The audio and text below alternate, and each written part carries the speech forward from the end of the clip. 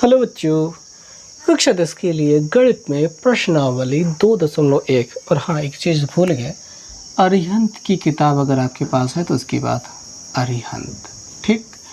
अरिहंत की बुक जिसके पास है उसकी बात कर रहे हैं। हालांकि सभी में चलता है, कोई दिक्कत बात नहीं होती है, पर द्विघात बहुपद वाला जो चैप्टर चल रहा है उसमें 9वें सवाल है। अरिहंत की किताब अगर उठाते हैं प्रश्नावली 2.1 में, तो द्विघात बहुपद को ग्राफ पर निरूपित कीजिए तथा शून्य भी ज्ञात कीजिए। और उसमें जो दूसरी सवाल है वो हमें करना है, ग्राफ में निरूपित करने वाला काम हमको करना है। तो शुरुआत कहाँ से होगी? यहाँ से होगी। सबसे पहले तो हमको मानना पड़ेगा। क्या मानना पड़ेगा? ज़्यादा कुछ बड़ी बात नहीं, बस y बराबर इसी को मान लेना होगा और ऐसा लिख लेना होगा। उसके बाद हमें बॉक्स बनाना होगा और इसमें मुश्किल से 3-4 मान निकाल करके रखने होंगे। x की वैल्यू रखेंगे, y की वैल्यू हमको पता चलेगी। चलो ट्राई करते हैं। x बराबर 0 रखते हैं तो क्या होगा? y बराबर 0 की घाते 2 हो जाएगा, -6 गुणते 0 हो जाएगा, +9 हो जाएगा। सॉल्व हो करके आखिरकार हमको 9 दिखाई दे रहा है, तो 0 पर 9 दिखाई दे रहा है। ठीक है, एक ट्राई कर लेते हैं। x बराबर 1, y बराबर क्या होता है? 1 की घाते 2 -6 गुणते 1 +9, ये वाला 1 की घाते 2, x की घाते 2, 1 की घाते 2 -6 गुणते 1, x की जगह पे 1 +9। 1 की घाते 2 बराबर 1 होता है, 6 का 9 6 होता है और ये +9 दिखाई दे रहा है। 9 1 10 होगा, 10 में से 6 जाएगा, कितना बचेगा? 4। ठीक है, 0 पर 9 थे, 1 पर थोड़ा कम आए हैं। 2 पे देख लेते हैं क्या होता है। y बराबर हो जाएगा 2 की घाते 2, 2 की घाते 2 -6 गुणते 2 +9। 2 की घाते 2 बराबर 4 हो जाएगा, 6 दूनी यहाँ पे 12 हो जाएगा, +9। 9 4 13, 13 में से 12 गैन 1, 9 4 13, 13 में से 12 गैन 1 मिल रहा है, यानी कि 2 रखने पर हमें 1 मिल रहा है। यार 0 कब मिलेगा? कुछ और ट्राई करते हैं। दिखाई दे रहा है कि नहीं दे रहा है? नहीं दिखाई देगा आगे। x बराबर 3 पर y बराबर क्या होगा? 3 की घाते यहाँ पे देखेंगे, 3 की घाते 2 हो जाएगा, -6 गुणते 3 हो जाएगा, +9 हो जाएगा, ये 9 हो जाएगा, 6 18 +9, 9 9 18, 18 में से 18 गए 0। बढ़िया काम है, 3 पर 0 मिला तो सही। 4 पे देख लेते हैं क्या होता है। x बराबर 4 पर y बराबर क्या हो जाएगा? 4 की घाते 2, 4 रखा घाते 2 हो गया, -6 रखा गुणते 4 हो गया, +9 हो गया। 4 चौके हमें 16 हो गया और 6 चौके 24 हो गया, प्लस हो गया 9। तो 16 9 25 होता है, 25 में से गया कितना मिल जाएगा? 24 मिल जाए, सॉरी 16 9 25 होता है, 25 में से 24 गया, 1 बचेगा। मैं उल्टा घटा देता हूँ, दिमाग ज़्यादा चलता है, समझ में कम आता है। x बराबर 5, कुछ ज़्यादा नहीं हो गया? इतना वैरायटी काहे पर चेक कर रहे हैं? -1 भी ट्राई कर लेते हैं एक बार को। x बराबर -1, 4 पर हमको मिल गया था 1 ही माइनस वाला ट्राई करेंगे, उसके बाद फिर देखेंगे ग्राफ बना करके हमें क्या हासिल होता है। तो y बराबर निकालना था, -1 की घाते 2 हो जाएगा और माइनस लगेगा, 6 गुणते -1 और 9, -1 की घाते +1, माइनस प्लस, 6 का नाम 6 और 9, 9 1 10, 6 16, काफ़ी बड़ी गिनती मिल रही है। तो ठीक है, लिख लेते हैं और उसके बाद फिर देखते हैं कि चित्र बना के ट्राई करते हैं। अभी देखिए इतने जगह में तो चित्र आएगा नहीं, तो इन चीज़ों को मिटाना तो पड़ेगा ही, तो इन्हें मिटा देते हैं और इनको ग्राफ में देखने की कोशिश करते हैं और यथासंभव जितने सुनने को मिल पाएंगे उतना मिलने की कोशिश कर लेंगे। देखो बच्चों, ग्राफ खींचने के लिए याद रखना, गलती तो करोगे ही, पक्की बात है, पर अगर इसे 90 अंश के कोण पर दोनों को बनाओगे तो ज़्यादा हित रहेगा। ये वाली लाइन इसे सीधा खींच दिया, ठीक है, फिर इसको 90 डिग्री पर इससे किसी भी बिंदु पर 90 डिग्री पे बनाते हुए खींच दिया। खींचने के बाद पटरी से यहाँ पे 0 वाली पेंसिल बिंदु रखना है पटरी का और बढ़ाते चले जाना 1 2 3 4 5 6। बाकी यहाँ पे लास्ट में तीर बना देते हैं। तीर कुछ इस प्रकार से बनाओगे तो सुंदर लगेगा और नहीं बनाओगे तो भी सुंदर ही लगेगा। क्या ही कर सकते हैं, खरा तो कह ही नहीं सकते।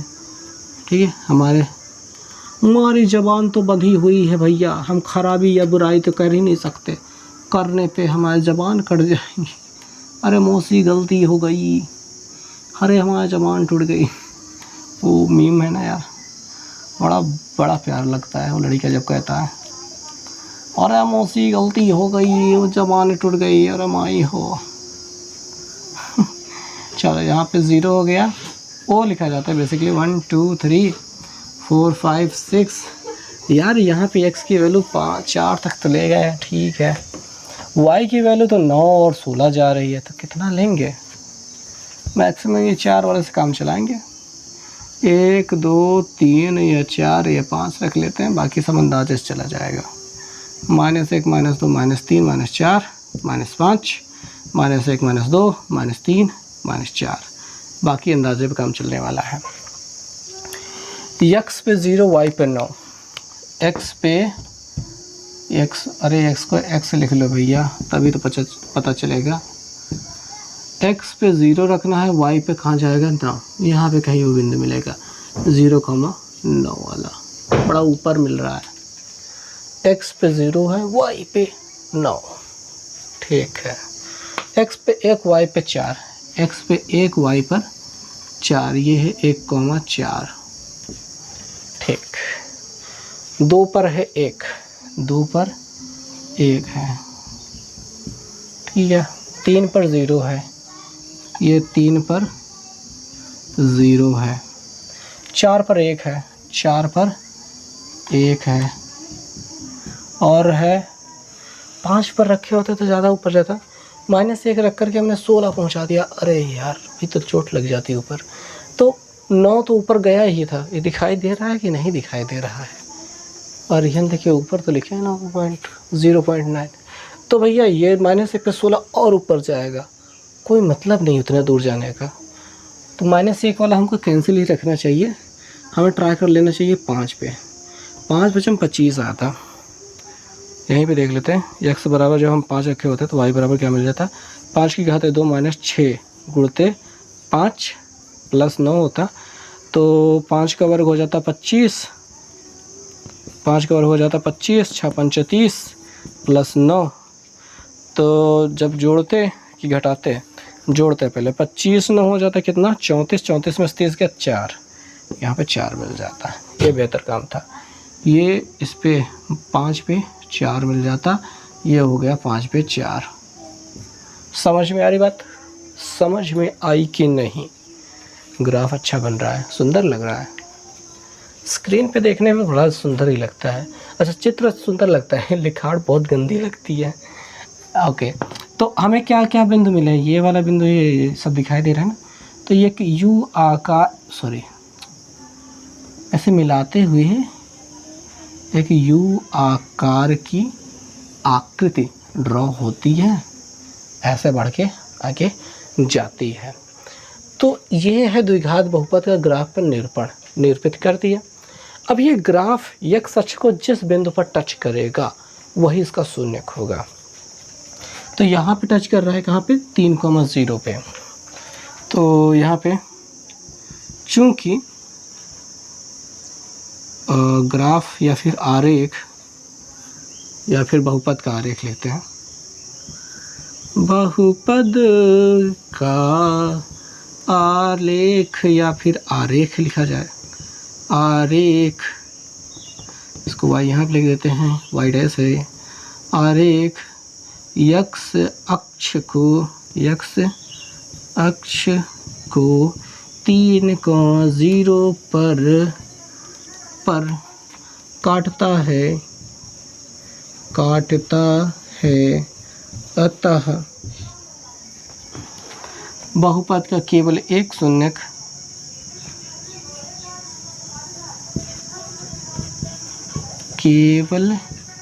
1 शून्यक 3, x बराबर जो मान मिला है 3 वही है। या फिर हम इसको 2 बार लिखेंगे 3 को। 1 मिनट में नकल कर लेता हूँ। 9 का दूसरा 3 3 मिल रहा है, सही बात है।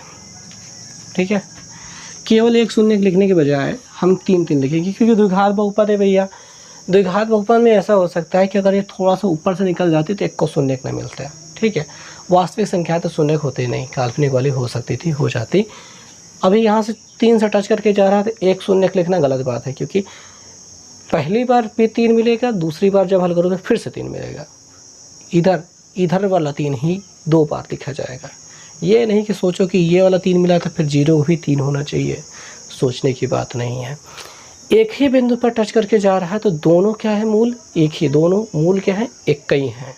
2 मूल होने चाहिए, लेकिन दोनों के दोनों एक ही बिंदु पर मिल रहे हैं, यानी कि कभी कभी मूल क्या होते हैं, समान होते हैं ना भैया, तो वही वाली बात हो रही है।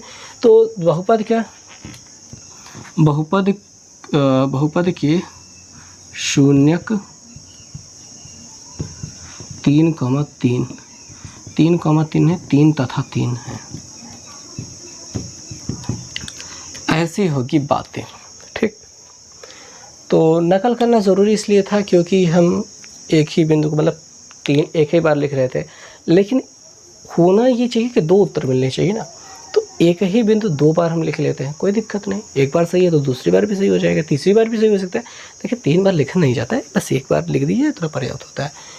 तो उम्मीद है ये समझ में आ गया होगा कि कैसे ग्राफीय निरूपण करना है।